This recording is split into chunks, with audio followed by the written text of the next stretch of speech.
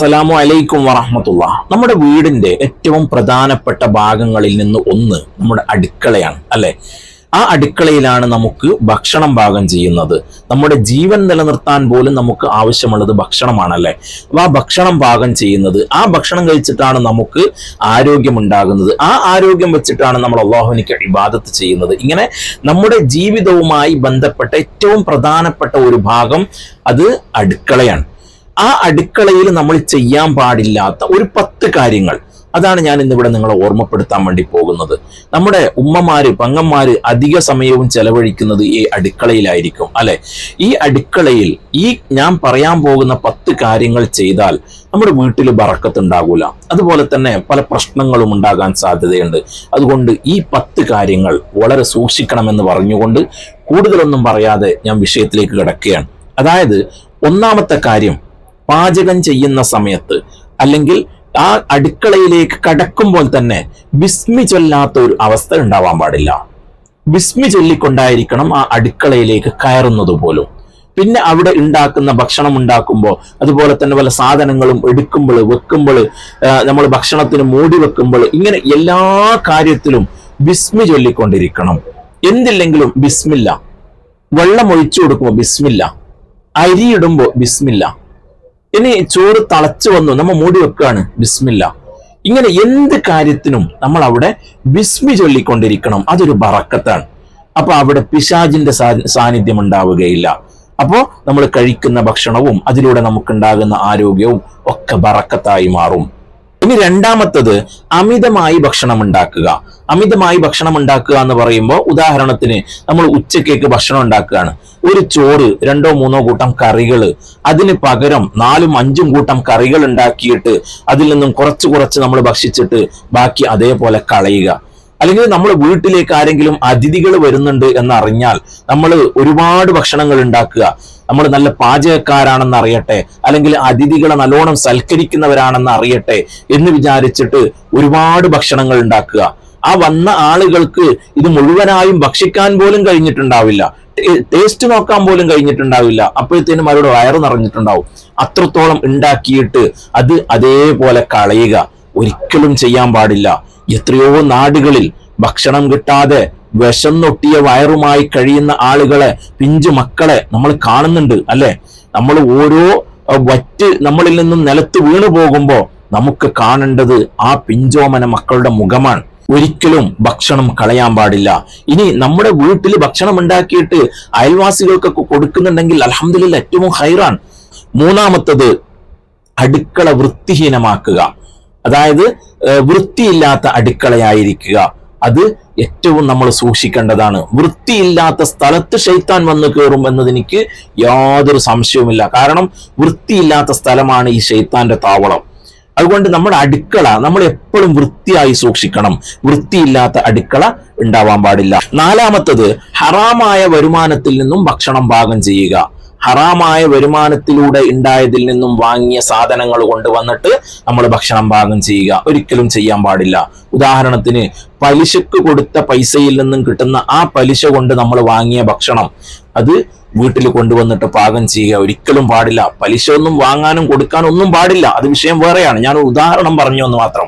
അതുപോലെ തന്നെ ലഹരിയുമായി ബന്ധപ്പെട്ട കാര്യങ്ങൾ, ഇങ്ങനെ ഹറാമായ രൂപത്തിലൂടെ നമ്മൾ എങ്ങനെ സമ്പാദിച്ചോ ആ സമ്പാദനത്തിൽ നിന്നും കൊണ്ടുവന്നിട്ട് നമ്മൾ അടുക്കളയിൽ ഭക്ഷണം പാകം ചെയ്യാൻ പാടില്ല. അതുപോലെ തന്നെ അഞ്ചാമത്തത്, അനുഗ്രഹത്തിന് നന്ദിയില്ലാതിരിക്കുക. അള്ളാഹുവിന്റെ അനുഗ്രഹത്തിന് നന്ദിയില്ലാത്ത അടുക്കളയായിരിക്കുക. അതായത് നമ്മളൊരു ഭക്ഷണം പാകം ചെയ്യുന്ന സമയത്ത് അൽഹംദുലില്ലാഹ്, ഈ ഭക്ഷണം നമുക്കിവിടെ പാകം ചെയ്യാൻ അള്ളാഹു തആല നമുക്ക് നൽകിയല്ലോ. ഇതുപോലെ ഭക്ഷണം പാകം ചെയ്യാൻ പറ്റാത്ത എത്ര അടുക്കളകളുണ്ട്. ഒരു നേരത്തെ പുക ഉയരാത്ത അടുപ്പുകൾ എത്രയുണ്ട്. അൽഹംദുലില്ലാഹ്, അള്ളാഹുവിനെ സ്തുതി, അൽഹംദുലില്ലാഹ് പറയാത്ത അടുക്കള ഉണ്ടാവാൻ പാടില്ല. അതുപോലെ തന്നെ ആറാമത്തത്, ഇടത് കൈ കൊണ്ട് ഭക്ഷണം കഴിക്കുന്ന അടുക്കള ഉണ്ടാവാൻ പാടില്ല.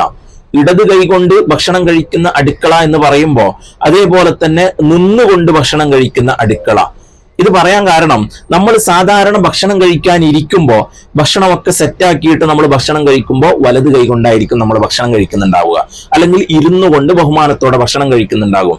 എന്നാൽ അടുക്കളയിൽ നമ്മൾ പല സാധനങ്ങളും കാണുമ്പോൾ ഇവിടെ നിന്നും എടുത്തു കഴിച്ചു, ഇവിടെ നിന്നും എടുത്തു കഴിച്ചു, എവിടെ നിന്നൊക്കെയാണോ എടുത്തു കഴിക്കുന്നത് എന്നൊന്നും നമുക്കറിയില്ല. കാണുന്നത് എടുത്ത് കഴിക്കുകയാണ്.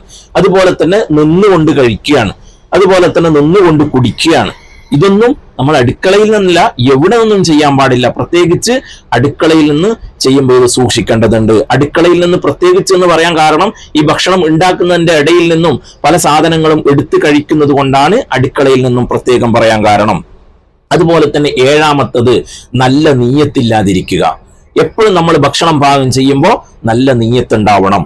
അതായത് എൻ്റെ ഭർത്താവിന് വേണ്ടി, അല്ലെങ്കിൽ എൻ്റെ മാതാപിതാക്കൾക്ക് വേണ്ടി, എൻ്റെ മക്കൾക്ക് വേണ്ടി പടച്ചോനെ ഞാൻ ഈ ഭക്ഷണം പാകം ചെയ്യുന്നു, ആ ഒരു നീയത്ത് നമ്മുടെ മനസ്സിലുണ്ടാവണം. ആ നീയത്ത് നന്നാവുമ്പോഴാണ് ആ ഭക്ഷണത്തിന് രുചി ഉണ്ടാവുന്നത്, ആ ഭക്ഷണത്തിന് അള്ളാഹുവിൻ്റെ അടുത്ത് ബറക്കത്ത് ഉണ്ടാവുന്നത്. അല്ലാതെ ചിലപ്പോൾ വിചാരിക്കും എന്തൊരു ഇടങ്ങേറാണ്, ഒരു സമയത്ത് ഒരു റെസ്റ്റ് പോലും എനിക്ക് കിട്ടാതെ ഏത് സമയത്തും യന്ത്രം പോലെ ഇങ്ങനെ പണിയെടുക്കുകയാണ്. ഉച്ചക്കത്തത് കഴിയുമ്പോഴത്തേനും വൈകുന്നേരത്തത്, അത് കഴിയുമ്പോഴത്തേനും രാത്രി എത്തത്, ഇങ്ങനെ പ്രാഗിക്കൊണ്ട് നമ്മൾ ഭക്ഷണം പാകം ചെയ്യാൻ പാടില്ല. ഉമ്മമാര്, സഹോദരിമാര് പ്രത്യേകം ശ്രദ്ധിക്കേണ്ട ഒരു കാര്യമാണ്. അടുക്കളയിൽ നിന്നും നിങ്ങളുടെ ശരീരത്തിൽ നിന്നും ഒരു വിയർപ്പ് തുള്ളി എങ്ങാനും ഉറ്റിയാൽ ആ വിയർപ്പ് തുള്ളി നാളെ നരകത്തിന്റെ തീനെ കെടുത്തുമെന്നാണ്. നിങ്ങൾ എത്രത്തോളം ആ അടുപ്പിന്റെ അടുത്ത് നിന്ന് നിങ്ങൾ കഷ്ടപ്പെടുന്നുണ്ടോ അതിനൊക്കെ അള്ളാഹുവിന്റെ അടുത്ത് നിന്ന് പ്രതിഫലമുണ്ട് എന്ന് റസൂലുള്ളാഹി സ്വല്ലല്ലാഹു അലൈഹി വസല്ലം തങ്ങൾ പഠിപ്പിക്കുന്നുണ്ട്. അതുകൊണ്ട് എപ്പോഴും നമ്മുടെ നീയത്ത് നന്നായിരിക്കണം. എൻ്റെ കുടുംബത്തിന് വേണ്ടി, അവർ ഭക്ഷണം കഴിക്കാൻ വേണ്ടി, അൽഹംദുലില്ലാഹ് ഞാൻ ഈ ഭക്ഷണം ഉണ്ടാക്കുകയാണ്, നല്ല നീയത്ത് ഉണ്ടാവണം. എട്ടാമത്തത്, പടച്ചോനെ ഓർക്കാതെ അതുപോലെ തന്നെ ദിക്റുകൾ ചൊല്ലാത്ത അടുക്കളയാവുക. അത് പാടില്ല. എപ്പോഴും ദിക്റുകൾ ചൊല്ലിക്കൊണ്ട് അല്ലെങ്കിൽ സ്വലാത്തുകൾ പറഞ്ഞുകൊണ്ട് അള്ളാഹുവിനെ ഓർത്തുകൊണ്ടുണ്ടാവുന്ന അടുക്കളയായിരിക്കണം. ഇത് ചിലപ്പോ രണ്ടാളുകൾ ചേർന്നിട്ട്, ജ്യേഷ്ഠത്തെയും അനുജത്തെയും ചേർന്നിട്ട്, അല്ലെങ്കിൽ ജ്യേഷ്ഠന്റെ ഭാര്യയും അനിയന്റെ ഭാര്യയും ചേർന്നിട്ട്, അല്ലെങ്കിൽ ആരെങ്കിലുമൊക്കെ അടുക്കളയിൽ നിന്നുകൊണ്ട് സംസാരിച്ചു കൊണ്ടാണ് ഭക്ഷണം ഉണ്ടാക്കുന്നത് എങ്കിൽ ഉടനെ തന്നെ വരും അയൽവാസിയിലുള്ള ആളുകളെ കുറ്റം പറയുക, അല്ലെങ്കിൽ കുടുംബത്തിലുള്ള തന്നെ ആളുകളെ കുറിച്ച് കുറ്റം പറയുക. ഇങ്ങനെ പല ആളുകളെയും ഗീബത്തും നമീമത്തും പറഞ്ഞുകൊണ്ടായിരിക്കും അവർ ഭക്ഷണം ഉണ്ടാക്കുക. അതൊരിക്കലും ചെയ്യാൻ പാടില്ല. ആ കുടുംബത്തിൽ ബറക്കത്ത് ഉണ്ടാവൂല, ആ കുടുംബത്തിൽ ഉയർച്ച ഉണ്ടാവൂല, അള്ളാഹുവിന്റെ നിഅമത്ത് ഉണ്ടാവുകയില്ല. അതുകൊണ്ട് എപ്പോഴും അള്ളാഹുവിനെ ഓർത്തുകൊണ്ട് ദിക്റുകൾ പറഞ്ഞുകൊണ്ട് സ്വലാത്തുകൾ പറഞ്ഞുകൊണ്ടായിരിക്കണം നമ്മൾ ഭക്ഷണം പാകം ചെയ്യുക. അതുപോലെ തന്നെ അടുക്കളയിൽ പെരുമാറിക്കൊണ്ടിരിക്കേണ്ടത്. ഒമ്പതാമത്തത്, സമയത്തെ തൊട്ട് ഭക്ഷണം പിന്തിക്കുക. ഒരിക്കലും സമയത്തെ തൊട്ട് ഭക്ഷണം പിന്തിക്കാൻ പാടില്ല. ഭക്ഷണം സമയാസമയത്ത് തന്നെ കഴിക്കണം. അതാണ് അതിന്റെ ബറക്കത്ത്. ആ ഭക്ഷണം കഴിച്ചത് കൊണ്ട് നമുക്ക് ബറക്കത്ത് ലഭിക്കണമെങ്കിൽ ആ ഭക്ഷണം സമയത്ത് തന്നെ കഴിക്കണം. ഇത് ഉച്ചക്ക് കഴിക്കേണ്ട ഭക്ഷണം, ആ ചോറ് കഴിക്കല് ചിലപ്പോൾ 3 മണിക്കും 4 മണിക്കുമായിരിക്കും. അങ്ങനെ ഒന്നും ആവാൻ പാടില്ല. ചിലപ്പോ വീട്ടിലെ പ്രാരാബ്ദങ്ങൾ കൊണ്ട്, ആ വീട്ടിലെ പണികൾ കൊണ്ട് ചിലപ്പോൾ വൈകി പോകുന്നതായിരിക്കാം. എങ്കിലും വളരെ സൂക്ഷിച്ചുകൊണ്ട് ഭക്ഷണം ആ സമയത്ത് തന്നെ കഴിക്കാൻ വേണ്ടി ശ്രമിക്കുക. 10ാമത്തത്, ഒറ്റക്ക് പാചകം ചെയ്ത് ഭക്ഷിക്കുക. ഇത് വളരെ ശ്രദ്ധിക്കേണ്ട ഒരു വിഷയമാണ്. ഇന്ന് പല വീടുകളിലും 2 അടുക്കളയാണ്. അതായത് അമ്മായിയമ്മയും മരുമകളും നേരെയില്ല, അവര് ശരിയില്ല, എപ്പോഴും ഒടക്കാണ്, എപ്പോഴും പ്രശ്നമാണ്. അതുകൊണ്ട് അമ്മായിയമ്മക്ക് വേണ്ടത് അവരുണ്ടാക്കും, മരുമകൾക്ക് വേണ്ടത് അവരുണ്ടാക്കും. ഇങ്ങനെയുള്ള ഒരു സംഭവം ഒരു വീട്ടിലും ഉണ്ടാവാൻ പാടില്ല. ഒരിക്കലും ആ വീട്ടിൽ ബറക്കത്തുണ്ടാവൂല എന്ന് റസൂലുള്ളാഹി സ്വല്ലല്ലാഹു അലൈഹി വസല്ലം തങ്ങൾ പഠിപ്പിക്കുകയാണ്. ഒരു വീട്ടിൽ ഒരാൾ ഭക്ഷണം ഉണ്ടാക്കുകയാണെങ്കിൽ ആ വീട്ടിലുള്ള എല്ലാ ആളുകളും കഴിക്കണം. എല്ലാ ആളുകൾക്കും ഭക്ഷണം കഴിക്കാൻ രൂപത്തിലായിരിക്കണം ആ വീട്ടിൽ ഭക്ഷണം ഉണ്ടാക്കുക. അല്ലാതെ കുറച്ചാളുകൾക്ക് വേണ്ടി ഒരാൾ ഉണ്ടാക്കുക, കുറച്ചാളുകൾക്ക് വേണ്ടി പിന്നൊരാൾ ഉണ്ടാക്കുക, ഇങ്ങനെയുള്ള സമ്പ്രദായം ഉണ്ടെങ്കിൽ ആ വീട്, കുടുംബം നശിച്ചു പോകും. ഉറപ്പാണ്. നിങ്ങൾ എവിടെയെങ്കിലും നോക്കിക്കോ, ഇതുപോലെയുള്ള 2 വിധത്തിലുള്ള അടുപ്പുണ്ടെങ്കിൽ ആ കുടുംബത്തിൽ ഒരിക്കലും ബറക്കത്തുണ്ടാവില്ല. എന്നും പ്രശ്നമായിരിക്കും, എപ്പോഴും നോക്കുമ്പോഴും പ്രശ്നമായിരിക്കും. അല്ലാഹു തആല നമ്മുടെ കുടുംബ ജീവിതം നന്നാക്കി തരുമാറാവട്ടെ. നമ്മുടെ വീടുകളിൽ അല്ലാഹു തആല ഖൈറും ബറക്കത്തും അധികരിപ്പിക്കുമാറാവട്ടെ. നമ്മെല്ലാവരെയും അല്ലാഹു തആല നന്നാക്കി തരുമാറാവട്ടെ. ആമീൻ യാ റബ്ബൽ ആലമീൻ. അപ്പൊ ഈ പറഞ്ഞ കാര്യങ്ങൾ വളരെ ശ്രദ്ധിച്ചുകൊണ്ട് 10 കാര്യങ്ങളും വളരെ ശ്രദ്ധിച്ച് സൂക്ഷ്മതയോടുകൂടെ കൈകാര്യം ചെയ്യാൻ വേണ്ടി നിങ്ങളെല്ലാവരും ശ്രമിക്കണമെന്ന് ഓർമ്മപ്പെടുത്തുകയാണ്. അസ്സലാമു അലൈക്കും വറഹ്മത്തുള്ളാഹി.